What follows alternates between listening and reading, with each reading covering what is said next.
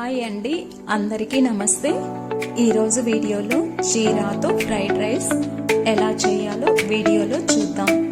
దీనికి కావలసిన పదార్థాలు: జీరా, ఆవాలు, ఉద్దిపప్పు, పచ్చిశనగపప్పు, జీడిపప్పు, ఉల్లిపాయ ముక్కలు, పచ్చిమిర్చి, కొత్తిమీర, పుదీనా, కరివేపాకు, సాల్ట్, నెయ్యి, రైస్.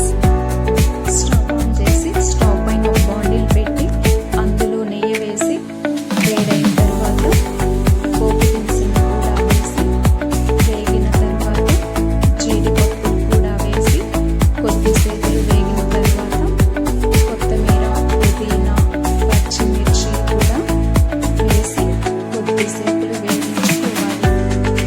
ఇప్పుడు జీరాను కూడా వేసి వేయించుకొని ఉల్లిపాయ ముక్కలను కూడా వేసి ద్వారగా వేగిన తర్వాత ఇప్పుడు రుచికి సరిపడినంత సాల్ట్ వేసుకొని మొత్తం కలుపుకొని ఆ తర్వాత రైస్ కూడా వేసి మొత్తం కలుపుకోవాలి.